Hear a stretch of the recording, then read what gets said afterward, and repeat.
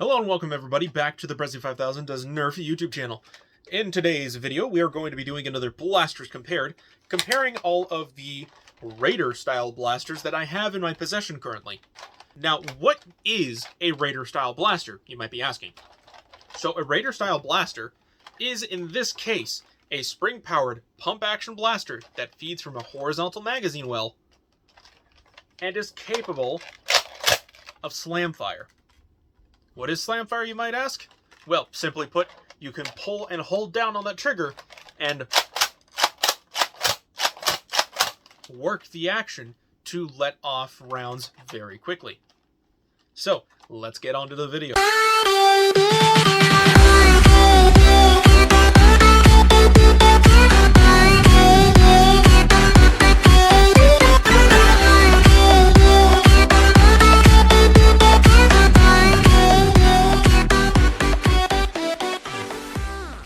Now, before you start typing in the comment section that this may be unfair because the Mediator, I don't have the attachments for it and whatnot, that doesn't matter. I'm checking out these blasters, how they came out of the box stock, with similar-ish capacity.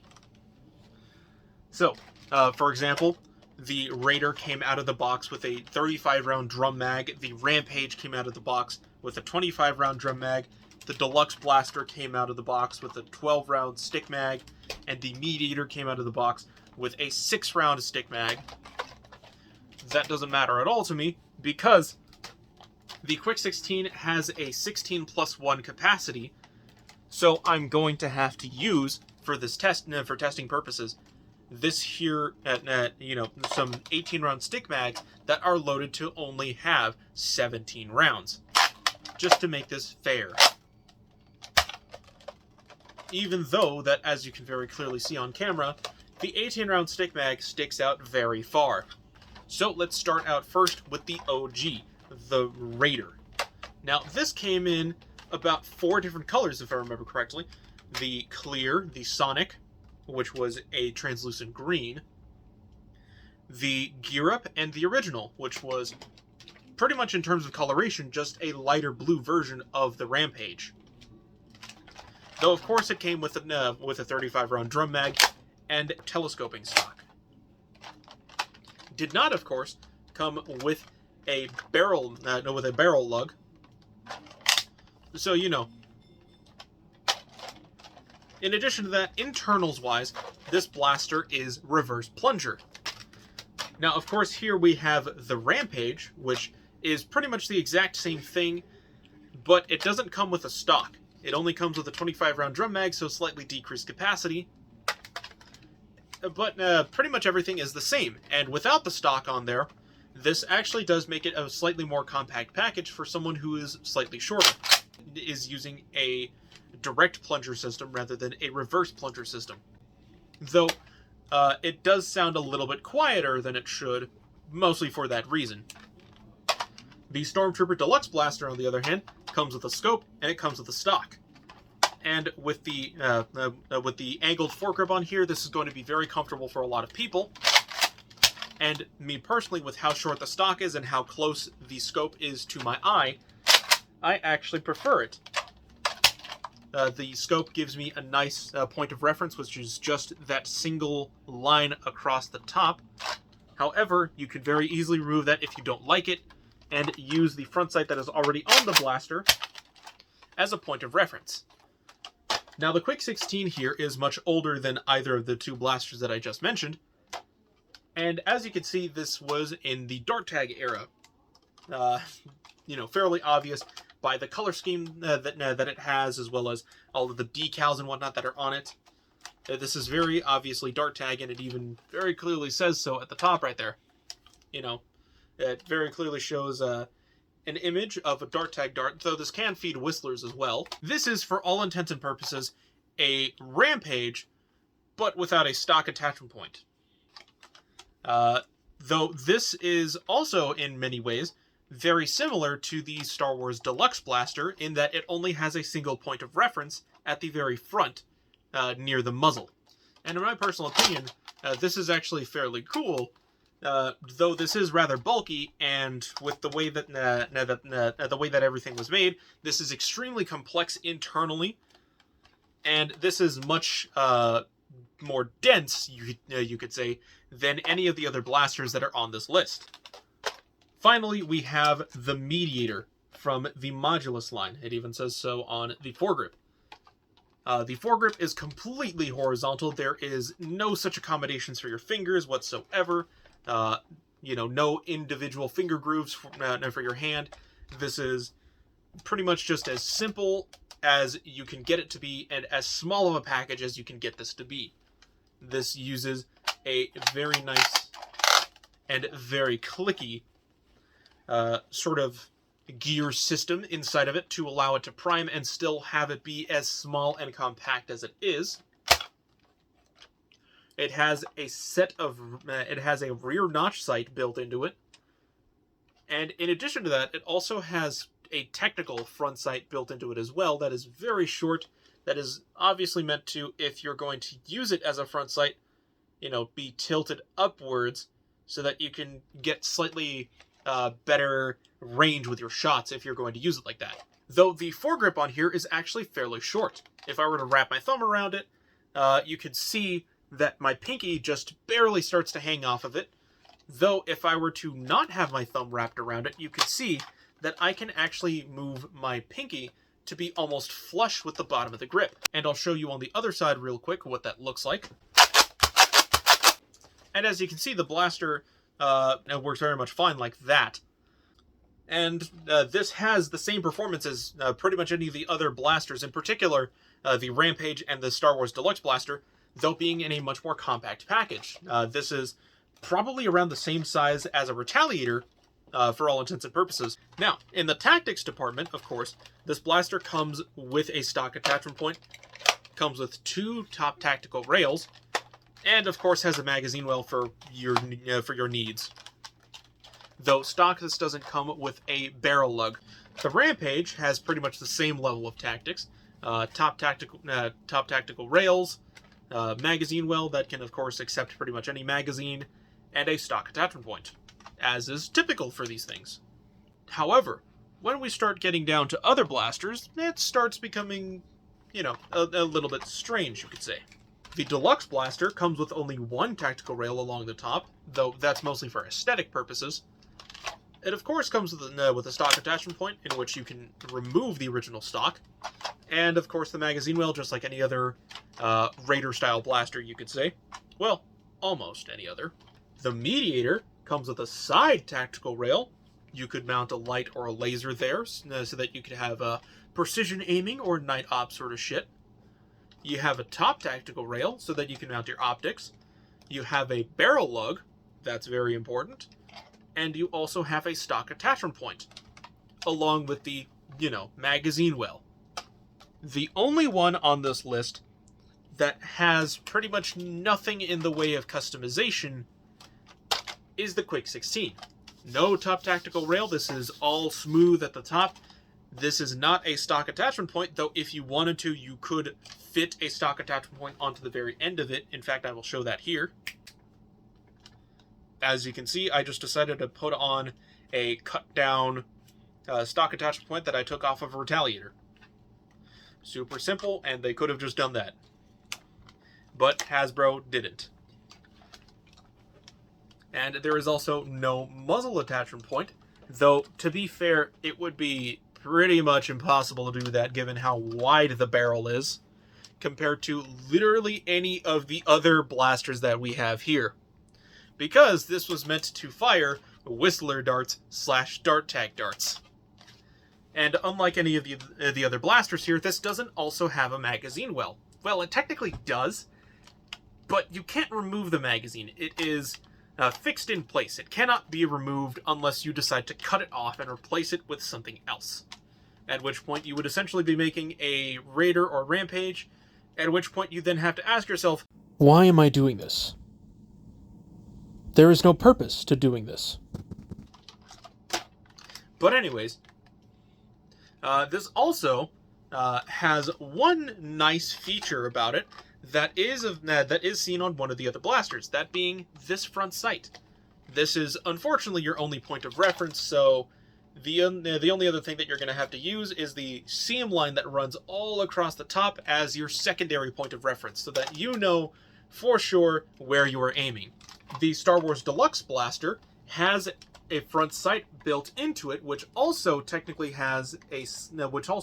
doubles as its own sling attachment point, though the scope also gives you just a single point of reference. So you can take the scope off and use that blade there as your front sight. And of course, like I said before, the seam line down the middle acts as your secondary point of reference. And with the Deluxe Blaster, the circle and the circular sight acts as your secondary point of reference for that as well. There is no need to risk this little thing called parallax shift.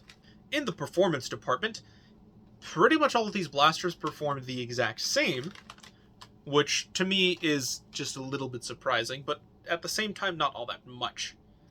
The only ones that performed terribly were the Raider, predictably, and the Quick 16, because both of these blasters are reverse plunger, though the Quick 16 honestly surprised me a little bit because it also has to deal with increased drag on those darts if it's using specifically Whistler darts, and the reason why is because, well, they whistle through the air, and as they do so, they create more drag on the dart, thus slowing it down. So this technically has to have slightly higher muzzle velocity in order to achieve the same performance as the Raider. From the standpoint of all of the other blasters here that actually do perform decently well, you know, the Rampage, the Deluxe Blaster, and the Mediator, if you're going for the absolute most compact package that you can possibly have, that is pump action, that is a pump action Springer capable of slam fire, the Mediator is definitely the best way to go. This is fairly conventional, though your grip is going to be much lower on the blaster than any of the other two.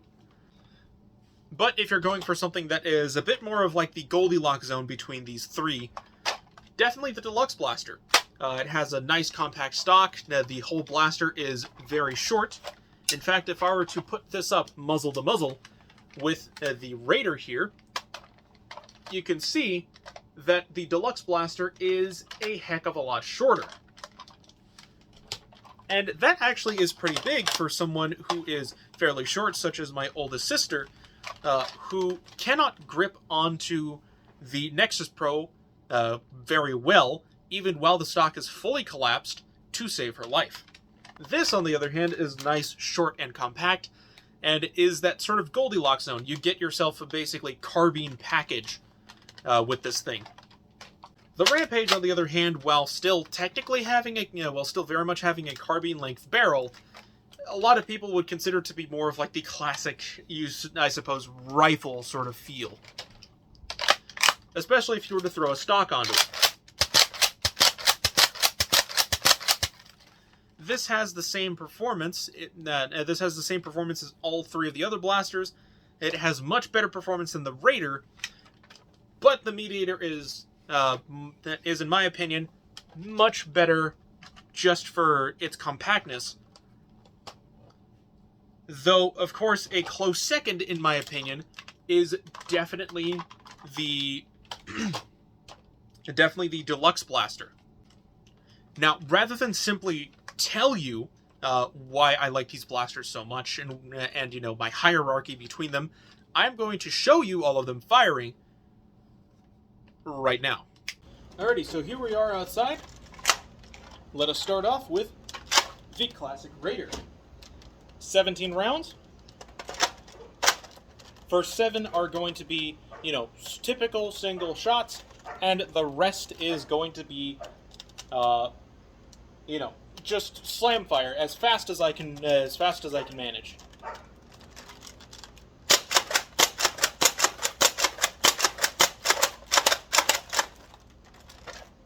Oh, bit of a jam there.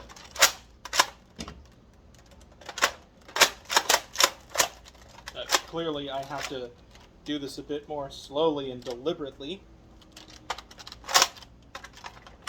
No es bueno.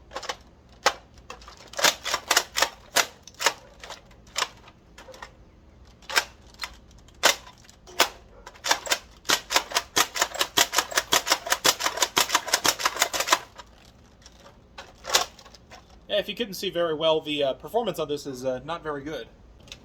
You probably thought this next one was going to be the Quick 16, didn't you? You thought I was going to do this in chronological order. Nope. Here we are again with 17 rounds. Hopefully this should work better than the Rampage. Again, first 7 are, single shots. Last 10 are going to be the Slamfire.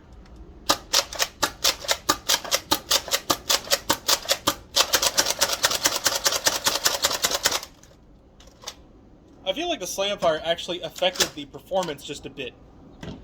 Next up, the Star Wars Deluxe Blaster. This is probably not going to show up on that camera all that well, but okay, I just have to lean into it. That's fine.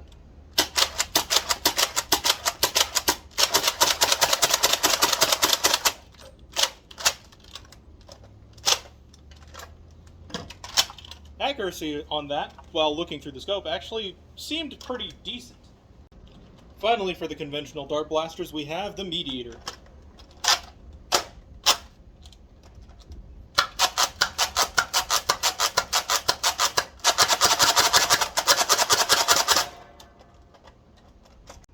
Now, no joke, it was actually very difficult for me to find enough darts to work with to run and feed the Quick 16 here just once. So unfortunately, I'm going to have to resort to some unconventional methods because, I found that I only had 14 in total Whistler and Dart Tag darts to work with for this. So I'm going to be using an old school suction cup tip dart because that actually does feed in here, I found, as well as just a regular old Nerf dart for the one that goes at the top because it can do that, and the +1 will also be, in this case, an elite dart. So, and I'm going to show you this, just to show you and illustrate to you just how time-consuming it is to load this thing.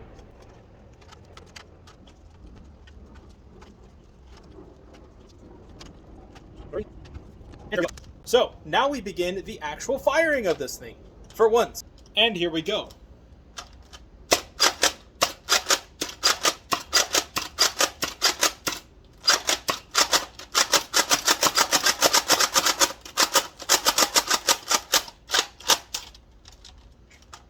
And that's all the darts. So yeah, now we're back inside, and as you saw from the firing footage, the Quick 16 is, like I said, the worst performing of the bunch. Now, the thing that interested me the most was that because there was no stock on the Rampage, fire was all over the place. And for the Mediator, because it also didn't have a stock, it tended to pull really hard to the left. Because the Stormtrooper Blaster had a stock on it, the fire tended to be in the same area that I was actually aiming at, which is huge. That is a huge point in favor of the Deluxe Stormtrooper Blaster. Of course, the Mediator is still a pretty close second, in spite of the fact that it tended to pull very hard to the left, simply because of how small and compact it is. This is a very short and tiny blaster compared to all of the others on this list here. But this is definitely much more primary worthy in my opinion. So given everything that I've shown you, in actual practical use, the Stormtrooper Deluxe Blaster is the best out of all of them. Do I think you should pick one of these up? If you're into the Star Wars aesthetic, definitely. If you want to actually have, like a really good, tight, and close package to use in actual wars, definitely check this out. It strikes a really good balance of features while still being a really good blaster in its own right. That is all I have for all of you today. Hope you guys very much enjoyed this video. Think about leaving a like and subscribing to the channel. Leave a comment down in the comment section below of what you thought of the video.